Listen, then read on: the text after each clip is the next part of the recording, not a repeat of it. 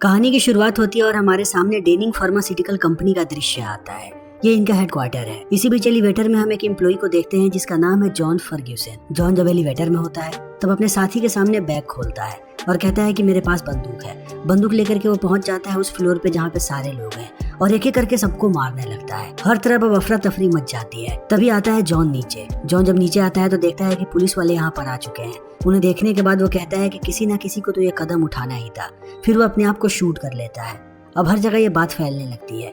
Media वाली इसकी पूरी सच्चाई दुनिया को बताते हैं। कहते हैं कि डेनिंग फार्मास्यूटिकल एक नई दवाई लॉन्च करने वाली है जो बहुत ही ज्यादा चर्चे में है, लेकिन इस दवाई का रिएक्शन भी हो रहा है। अब तक 3 लोग मारे जा चुके हैं, जिसकी वजह से मुकदमा भी चल रहा है डेनिंग फार्मास्यूटिकल के ऊपर। मगर कंपनी पूरी कोशिश कर रही है कि वो सारे बात को दबा दे और ये बातें बाहर ना आए। दिन प्रतिदिन उनका स्टॉक गिरते जा रहा है, मगर कंपनी वाले अभी भी हार मानने को तैयार नहीं है। अब बहुत सारे वकीलों को मौका मिल जाता है। इसी बीच हमारे सामने आता है एक फॉर्म का दृश्य। यहीं पर हम एक लॉयर को देखते हैं जिसका नाम है एलन। एलन डेनिंग फार्मास्यूटिकल के खिलाफ केस लड़ने वाला है। तब वो अपने असिस्टेंट के तौर पर रखता है टॉम नाम के आदमी को और कहता है कि जितने भी सबूत हैं और जितने भी फाइल्स हैं उन सबको कलेक्ट करने का काम तुम करोगे। टॉम लग जाता है अपने काम पे। हर एक वीक उसे अपने आईडी कार्ड को अपडेट करवाना होता है, इसीलिए स्टार्टिंग में ही वो कार्ड को अपडेट करवा लेता है और जाकर के मिलता है अपने बॉस से जिसका नाम है एलन। एलन को वो कहता है कि इस केस का सबसे बड़ा मुख्य गवाह था जॉन, जिसने अपने आप को गोली मार ली। इसीलिए मुझे लगता है कि जितने भी लोगों को दिल का दौरा पड़ा है मैं उन्हें लेकर के आ सकता हूँ उस कंपनी के खिलाफ गवाही देने के लिए। एलन कहता है कि ऐसा करने का कोई फायदा नहीं है। वो छोटे मोटे लोग हैं, उनके पास कोई पैसा नहीं है और उनके पीछे हमारी कंपनी अपना वक्त कभी भी जाया नहीं करेगी। टॉम एक बहुत ही काबिल आदमी है। वो हर एक चीज पर नजर रखता है। थोड़े समय पहले यहाँ पर एक और केस आया था, उसने उस पर भी रिसर्च किया है और उसकी पूरी रिपोर्ट भेजी है दूसरे बॉस के पास। आज उसका दूसरा बॉस उसे बुलाता है। उसके सामने ही वो उसका रिपोर्ट को फाड़ता है और कहता है कि तुम्हें जो काम मिला है तुम्हें सिर्फ उस पर ध्यान देना चाहिए, ना कि इन सारी चीजों पे। तुम यहाँ से जा सकते हो। तब टॉम चला आता है बाहर। तभी एलन आकर के सबको कहता है कि यहाँ का इंटरनेट का कनेक्शन जा चुका है, बहुत दिक्कत आ रही है। तुम लोगों के ऑफिस में रहने का कोई फायदा नहीं है। सारे के सारे लोग आज घर जा सकते हो। जब सारे लोग जाने लगते हैं तभी एलन टॉम को आकर के कहता है कि मैंने तुम्हारी रिपोर्ट पढ़ी जो तुमने दूसरे केस पर बनाई थी। वो एक ब्लंडर था और ऐसे ब्लंडर करने वालों को मैं अपनी कंपनी में नहीं रख सकता। मैं तुम्हें अभी के अभी अपनी कंपनी से निकालता हूँ, चले जाओ यहाँ से। टॉम को यह बात बहुत बुरी लगती है। वो अपनी सारी चीजों को लेता है और जाने लगता है। तभी वो लिफ्ट में एक अनजान आदमी को देखता है जिसे आज से पहले उसने बिल्डिंग में कभी भी नहीं देखा। टॉम का ध्यान इसी आदमी पे है। यह आदमी बाहर आता है और बीच हॉल में अपने बैग को रख के चला जाता है। टॉम को यह बात समझ में नहीं आती। तभी थोड़ी देर के बाद यहाँ पर एक और आदमी आता है। उस ब्रीफकेस को उठाता है और चला जाता है लिफ्ट में। टॉम समझ नहीं पा रहा है कि आखिर यहाँ पर क्या हो रहा है। तब वो उस आदमी का पीछा करना शुरू कर देता है कि आखिर कौन से फ्लोर पे यह आदमी जा रहा है। मगर अंदर जाते ही उसे एहसास होता है कि उसका कार्ड काम नहीं कर रहा, इसलिए वो ऊपर नहीं जा सकता। तब वो आने लगता है बाहर आते ही वो देखता है कि वो आदमी अभी भी बाहर खड़ा है और किसी का इंतजार कर रहा है। तब टॉम अपने आप को नहीं रोक पाता। वो गार्ड की तरफ इशारा करके कहता है कि वो लिफ्ट को चालू कर दे। वो लिफ्ट से चला आता है ऊपर आने के बाद वो देखता है कि उसका एक साथी अभी भी काम कर रहा है जिसका नाम है रॉजर, जबकि सारे लोगों को बोला गया था यहाँ से जाने के लिए। उसे रॉजर पर शक होने लगता है। वो देखता है कि रॉजर उसी के डेस्क पे काम कर रहा है। जब वो उसके पास आता है तो देखता है कि रॉजर के पास एक फाइल पड़ी है, जिस फाइल को अभी थोड़े समय पहले टॉम ने भी देखा था। अब टॉम को पूरी सच्चाई जाननी है, इसीलिए वो अपने फोन के कैमरे को स्टार्ट करता है और बगल के मग में रख देता है ताकि सारी चीजें रिकॉर्ड हो जाए और आने लगता है दूसरी तरफ। तभी वो देखता है कि जो आदमी ब्रीफकेस लेकर के ऊपर आया था वो बिजली वाले वायर्स के साथ छेड़छाड़ कर रहा है। वो छुप करके इन चीजों को देखने लगता है। तभी यहाँ पर लॉयर आती है और उस आदमी को कहती है कि तुम यहाँ पर क्या कर रहे हो, अपना कार्ड दिखाओ। तब वो आदमी कहता है कि मैं बस मेंटेनेंस से आया हूँ, इसीलिए मेरे पास कार्ड नहीं है। मगर ये वो लॉयर उस पर भरोसा नहीं कर। वो कहती है कि मैं अभी के अभी यहाँ पर सिक्योरिटी गार्ड को बुलाती हूँ। जैसे ही उल्टा घूम करके वो फोन लगाने की कोशिश करती है, ये आदमी सीधा इस औरत के भेजे में गोली मारता है। तब हमें पता लगता है कि ये आदमी एक हिटमैन है, इसका काम ही है लोगों को मारना। अब टॉम बहुत डरा हुआ है। वो भाग करके आने लगता है बाहर सिक्योरिटी गार्ड को इत्तला करने के लिए।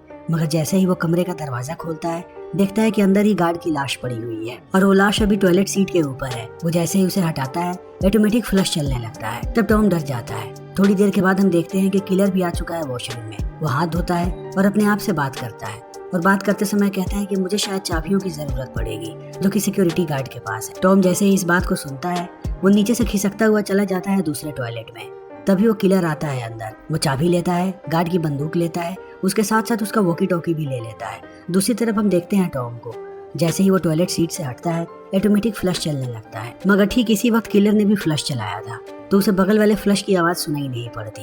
वो तुरंत बाहर आता है और वॉकी टॉकी को पटक पटक के तोड़ देता है और आगे बढ़ करके जाने लगता है। वो सबसे पहले आकर के यहाँ का फायर सेंसर को बंद करता है ताकि कहीं से भी पानी ना आए यहाँ आग लगने के बाद। फिर ऑफिस में जाने के बाद एक बॉम्ब लगा देता है ताकि जाते वक्त वो इसे उड़ा सके। दूसरी तरफ टॉम भी अपने काम पे लगा हुआ है। वो भागते हुए जाता है रॉजर के पास और उसे पूरी बात बताता है कि अंदर एक आदमी घुसा है जिसके हाथ में बंदूक है। वो एक एक करके लोगों को मार रहा है। उसने लॉयर को मार दिया, उसके साथ साथ उसने सिक्योरिटी गार्ड को भी मार दिया। अगर तुम यहाँ पर रहे तब वो तुम्हें भी मार देगा, मेरे साथ चलो। रॉजर उसके साथ भागने लगता है। जैसे ये लोग लिफ्ट के अंदर आते हैं, इन्हें एहसास होता है कि ऊपर का लिफ्ट नहीं चल रहा। तब ये लोग जाते हैं दूसरे दरवाजे के पास, देखते हैं कि दरवाजे का हैंडल भी तोड़ दिया है उस किलर ने। तब रॉजर आता है अंदर, कहता है कि इंटरनेट से वो पुलिस वालों से संपर्क करेगा, मगर कंप्यूटर स्टार्ट करने के बाद उसे एहसास होता है कि इंटरनेट का कनेक्शन भी बंद हो चुका है। तभी लोगों को एहसास होता है कि किलर इधर ही आ रहा है। तभी लोग डेस्क के नीचे छुप जाते हैं। किलर आकर के चारों तरफ देखता है। उसकी नजर पड़ती है कंप्यूटर के ऊपर जो अभी भी ऑन है। वो समझ जाता है कि हो ना हो अभी भी यहाँ पर कोई है। वो कंप्यूटर को ऑफ करता है और चला जाता है। तभी दोनों भाग करके जाते हैं एलेन के ऑफिस की तरफ। ऑफिस का दरवाजा नहीं खुलता। तब टॉम उससे कहता है कि अपना की कार्ड मुझे दो ताकि मैं दरवाजे को खोल सकूं। अंदर जाकर के मैं एलेन को इत्तला करने की कोशिश करता हूँ। तब तक तुम जाओ और अपने फोन को ढूंढो। जैसे ही फोन मिलता है मदद बुलाने की कोशिश करो। रॉजर भी यही करता है। टॉम के अंदर जाने के बाद वो सीधा पहुंचता है अपने डेस्क पे। उसे अपना फोन मिल जाता है। वो सबसे पहला कॉल करता है अपनी पत्नी को पूरी बात बताने के लिए। तभी वो देखता है कि उसके पीछे ही किलर खड़ा है जिसने उसके सर पे बंदूक तान करके रखा है। वो इशारे में कहता है कि अपनी पत्नी को कहो कि सब कुछ ठीक है वरना मैं तुम्हें मार दूंगा। रॉजर ऐसा ही करता है। रॉजर जैसे ही फोन काटता है, किलर उससे कहता है कि मुझे बताओ तुम्हारे अलावा और कौन यहाँ पर काम कर रहा है, अगर कोई और है तो अभी के अभी बता दो। तब रॉजर झूठ बोलता है और कहता है कि मेरे अलावा कोई भी नहीं है। इस बात को सुनते ही किलर एक वायर निकालता है और गला घोटना शुरू कर देता है रॉजर। ये सारी चीजें टॉम के फोन में रिकॉर्ड हो रही। टॉम दूर से इन चीजों को देखता है कि किलर पहुंच गया है रॉजर के पास। तब वो बगल वाले कमरे में जाकर के चाकू ढूंढने लगता है ताकि वो किलर के पास जाए तो अपनी जान बचा सके। मगर जब तक वो चाकू लेकर के वापस आता है वो देखता है कि यहाँ पर कोई नहीं है। रॉजर भी गायब हो गया है। तभी उसकी नजर पड़ती है अपने फोन पे। फोन लेकर के वो 911 पे कॉल करने की कोशिश करता है, लेकिन कॉल कनेक्ट होता उससे पहले उसके फोन की बैटरी डेड हो जाती है। वो कब से ऑन थी। वो तुरंत चार्जर ढूंढने के बाद फोन को लगा देता है चार्ज पे और धीरे धीरे ऑफिस में आगे बढ़ने लगता है। तभी वो देखता है कि रॉजर की लाश यहीं पर पड़ी हुई है। इसी बीच वो देखता है कि किलर आ चुका है और किलर फोन पे किसी से बात कर रहा है। तब वो भागते हुए आकर के छुप जाता है दूसरे कमरे में। वो देखता है कि यहीं पर उस लॉयर की लाश पड़ी हुई है। दूसरी तरफ किलर बहुत गुस्से में है। उसने किसी को कॉल किया है और उसे बोल रहा है कि तुमने कहा था कि ऑफिस में कोई नहीं होगा, मगर यहाँ पर लोग हैं जिन्हें मुझे मारना पड़ रहा है। वो बार बार चिल्ला करके ये बातें बोलता है और रॉजर को घसीटते रहता है। तब टॉम यहाँ से निकल जाता है। इसी बीच किलर की नजर पड़ती है एलेन के ऑफिस पे।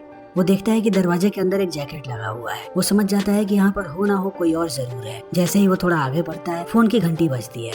अब टॉम का फोन चार्ज हो चुका है और जैसे ही फोन ऑन हुआ है घंटी बजी है। इस घंटी को सुनने के बाद किलर वापस आता है। वो फोन देखता है।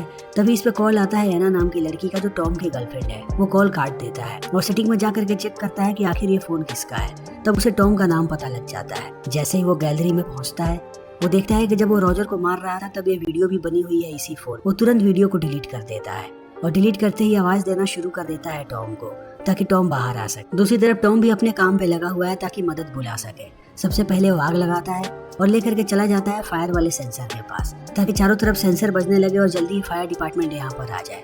मगर उसे ये बात पता नहीं है कि किलर ने पहले ही सेंसर्स को बंद कर दिया है। तब टॉम फिर से अपना दिमाग लगाता है और डस्टबिन में आग लगा देता है ताकि बगल की बिल्डिंग वाले इस चीज को देख सके और वो मदद बुला दे। पड़ोसी लगभग इस चीज को देखने ही वाला होता है। तभी किलर को पता लग जाता है कि कोई चीज जल रही है। वो तुरंत फायर एक्सटिंग्विशर लेता है और आने लगता है उसी तरफ। टॉम भी देख लेता है उसे आते हुए। तब वो भाग जाता है इस कमरे से। यहाँ आने के बाद किलर आग को बुझाने लगता है। तभी वो देखता है कि पड़ोसी इधर ही देख रहा है। तब वो फोन उठाता है और ऐसे नाटक करता है कि वो खुद मदद बुलाने वाला है। पड़ोसी को कुछ भी करने की जरूरत नहीं है। तब पड़ोसी भी शांत होकर के बैठ जाता है। ये किलर बहुत ही शातिर है। इसे पता है कि कब क्या करना है। मगर नीचे टॉम भी काम पे लगा हुआ है। वो सबसे पहले आता है बाहर वाले कंप्यूटर के पास और एक नया कार्ड जनरेट करने की कोशिश करता है। तभी किलर आ जाता है यहाँ पे। वो जैसे ही आता है टॉम मॉनिटर को ऑफ करने के बाद छुप जाता है टेबल के नीचे और किलर को कुछ भी पता नहीं लगता। उसके जाने के बाद सबसे पहले टॉम सारे कार्ड्स को रीसेट करता है ताकि किलर किसी भी दरवाजे को ना खोल सके। वो अपने लिए नया कार्ड बनाता है और भाग करके जाने लगता है ऊपर। अब थोड़ी देर भागने के बाद वो आ चुका है एलेन के कमरे में। वो देखता है कि यहाँ पर एलेन है और उसके साथ साथ एक लड़की भी बैठी हुई है। टॉम बहुत ही ज्यादा डरा हुआ है। वो एलेन को कहता है कि बिल्डिंग में एक आदमी घूम रहा है जो एक एक करके सारे लोगों को मार रहा है। एलेन को कुछ भी समझ में नहीं आ रहा कि टॉम आखिर क्या बोल रहा है। तभी एलेन के दरवाजे के लॉक पर गोली चलती है और टॉम समझ जाता है कि यहाँ पर किलर आ गया। वो दरवाजे के पीछे छुप जाता है। तब किलर आता है अंदर और आते ही बंदूक तान देता है एलेन पे।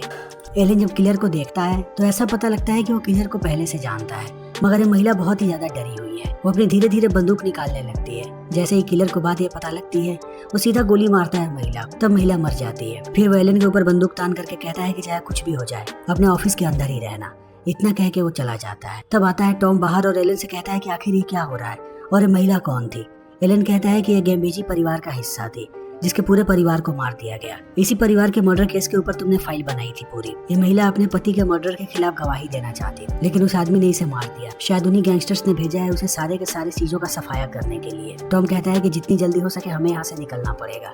ये लोग भागते हुए आते हैं बाहर। तभी देखते हैं कि किलर कुल्हाड़ी से दरवाजे को तोड़ रहा है, उस दरवाजे को जिसके अंदर सारे के सारे एविडेंस है। टॉम ने सारे लॉक को रीसेट कर दिया था, इसीलिए अब वो उस दरवाजे को नहीं खोल सकता। मगर एक वक्त के बाद किलर थक जाता है। उसे पता है कि यह दरवाजा बुलेट प्रूफ है, चाहे कुछ भी कर लो वो नहीं टूटने वाला। दूसरी तरफ हम बाहर देखते हैं एलन और टॉम को। वो कंप्यूटर के पास आ चुके हैं। तभी उन्हें एहसास होता है कि किलर भी यहाँ पर आ चुका है। वो तुरंत छुप जाते हैं टेबल के नीचे। तब किलर टॉम का नाम चिल्लाता है और कहता है कि तुम्हें अभी के अभी बाहर आना पड़ेगा। अगर तुम बाहर नहीं आए तो मैं इस गार्ड को मार दूंगा। वो गार्ड का नाम बताता है। तब टॉम बात करता है एलन से और कहता है कि गार्ड का निकनेम क्या है, मुझे ये बताओ, हम उसे निकनेम से बुलाएंगे। ये बात बिल्कुल पता नहीं होगी किलर को। थोड़ी देर शांति के बाद किलर समझ जाता है कि ये लोग कोई चाल चलने वाले हैं। तब उनसे पहले वही चाल चलने के लिए चला जाता है बाहर। बाहर जाते ही वो लिफ्ट को शुरू कर देता है। उसे पता है कि जैसे ये लोग लिफ्ट को देखेंगे तुरंत लिफ्ट के अंदर आने की कोशिश करेंगे और ऐसा ही होता है। ये दोनों थोड़ा बाहर आते हैं और बाहर आते ही देखते हैं कि यहाँ पर गार्ड की लाश पड़ी हुई है जिसपे लिखा हुआ है कि तुम जीत गए। तब धीरे धीरे ये लोग आगे बढ़ते हैं। आगे बढ़ने के बाद इन्हें फोन की आवाज सुनाई पड़ती है। टॉम समझ नहीं पाता कि ये किसका फोन है। वो जैसे ही भाग के आकर के फोन को उठाता है उसे अपना ही नंबर नजर आता है। वो समझ जाता है कि किलर ने ही कॉल किया है इस नंबर पे, ये किलर का मोबाइल फोन है। ये बात एलन को भी समझ में आ जाती है। तब एलन भागने की कोशिश करता है मगर इसी बीच एक गोली आकर के लगती है सीधा उसके कंधे पे। तब टॉम उसे लेता है और फोन को लेकर के भागने लगता है। वो लोग सबसे पहले जाते हैं कमरे में। तब वहाँ पर किलर आ जाता है। ये दरवाजा ज्यादा मजबूत नहीं है। वो कुल्हाड़ी से मार करके लॉक तोड़ता है और चला आता है अंदर। तब थोड़ी देर के बाद ये लोग घुस जाते हैं दूसरे ऑफिस। यहाँ का दरवाजा और भी ज्यादा मजबूत है। किलर अंदर नहीं आ पाता। टॉम सोचता है कि वो किलर के फोन से ही पुलिस वालों को बुलाएगा, लेकिन किलर के फोन में पासवर्ड है, वो उसे खोल नहीं सकता। तभी किलर उसके सामने आता है और मैसेजेस दिखाता है जिसमें उसने एना को मैसेज किया है कि वो 10 मिनट में उसके ऑफिस में आ जाए। वो कहता है कि वो आएगी और मैं तुम्हारे सामने उसे मार दूंगा अगर तुम बाहर नहीं आए तो। अब टॉम चिल्ला रहा है। उसे जितनी जल्दी हो सके अपना दिमाग लगाना है। उसे अंदर सिर्फ एक फोटोकॉपी की मशीन नजर आती है जिसका वो इस्तेमाल करना शुरू कर देता है। अगले 10 मिनट में एना यहाँ पहुँच जाती है। उसके अंदर आते ही किलर उस पर बंदूक तानता है और उसका फोन लेकर के तोड़ देता है ताकि वो मदद ना बुला सके। टॉम इस बात को समझ चुका है कि एना की जान खतरे में है। वो सामने आता है और कहता है कि एना को छोड़, बदले में मैं तुम्हें की कार्ड दे दूंगा। किलर कहता है कि इतना काफी नहीं है, एलन कहाँ पर है। तब एलन भी यहाँ पर आ जाता है। एलन ले जाकर के की कार्ड देता है किलर को। तब वो छोड़ देता है एना को। एलन कहता है कि अपनी बंदूक फेंक दो। किलर अपनी बंदूक फेंक देता है मगर थोड़ी देर के बाद वो कहता है कि अभी भी मेरे पास गार्ड की बंदूक है, जिस बंदूक से वो गोली चलाने की कोशिश करता है एना पे। मगर एलन उसे रोक देता है हाथ पे धक्का मार के। तब किलर एक दमदार मुक्का मारता है एलन के सर पे और उसे घसीट के लेकर के जाता है बाहर। वहाँ कहता है कि तुम्हें मैंने कहा था कि ऑफिस में कोई नहीं होना चाहिए। फिर ये सारे लोग ऑफिस में क्या कर रहे हैं। यहाँ पर हमें पता लगता है कि ये दोनों के दोनों मिले हुए हैं। वो कातिल तुरंत यहाँ के बॉम्ब को एक्टिवेट कर देता है। तभी एलन चला आता है बाहर। एलन के बाहर आते ही टॉम दरवाजे को बंद कर देता है और बॉम्ब एक्टिवेट हो चुका है। तब उस की कार्ड की मदद से दरवाजे को खोलने की कोशिश करने लगता है किलर। मगर जब बार बार कोशिश करने के बाद भी दरवाजा नहीं खुलता तब वो देखता है टॉम की तरफ। टॉम उसकी तरफ देख करके इशारा करता है कि जो की कार्ड उसके पास है वो असली नहीं है। इसने फोटोकॉपी की मशीन से एक फोटोकॉपी किया था और उसके ऊपर चिपका दिया था ताकि किलर को लगे कि ये असली वाला आईडी कार्ड है। यानी कि अब किलर फंस चुका है। इसी बीच यहाँ पर ब्लास्ट होता है और सारे के सारे फाइल्स जलने लगते हैं। अब किलर की हालत खराब हो रही है। वो कोशिश कर रहा है कि किसी भी तरीके से वो अंदर की आग को बुझा दे मगर आग नहीं बुझती। तब एक वक्त के बाद किलर बेहोश होकर के गिर जाता है नीचे। इस चीज को देखने के बाद टॉम आता है अंदर और पूरे कंटेनर को नीचे गिरा देता है ताकि आग बुझ जाए। आग के बुझते ही देखता है कि किलर फिर से उठ के खड़ा हो गया है। वो मारना शुरू कर देता है टॉम। इन दोनों के बीच लड़ाई होने लगती है। तब टॉम को बचाने के लिए यहाँ पर एना आती है। किलर एना को भी मारता है। तब टॉम दोबारा उठता है और तब तक किलर को मारता है जब तक वो नीचे ना गिर जाए। मगर किलर दोबारा उठ के खड़ा होने वाला है। इसी बीच एलन आता है अंदर बंदूक लेकर के और शूट कर देता है किलर। किलर अपनी आखिरी सांसें ले रहा है। तब जाता है टॉम उसके पास। मरने से पहले वो एक नंबर बोलता है 1122 और वो मर जाता है। टॉम को ये बात समझ में नहीं आती कि यहाँ पर क्या हो रहा है। वो किलर के जेब से चाबियां निकालता है और एना को कहता है कि वो लिफ्ट एक्टिवेट करे। तब जाकर के वो फाइल्स को देखता है जिस फाइल को चुराने वाला था ये किलर। फाइल देखने के बाद उसे एहसास होता है कि यहाँ पर बहुत सारे सबूत पड़े हुए हैं जो डेनिंग फार्मास्यूटिकल को बर्बाद कर सकते हैं और इसी सबूत को ये यहाँ पर तबाह करने के लिए आया था। तब वो किलर का फोन देखता है और उसमें कोड दबाता है 1122। हर तरफ उसे एलन का नंबर ही नजर आता है। तब उसे एहसास होता है कि एलन ने ही किलर को यहाँ पर बुलाया था।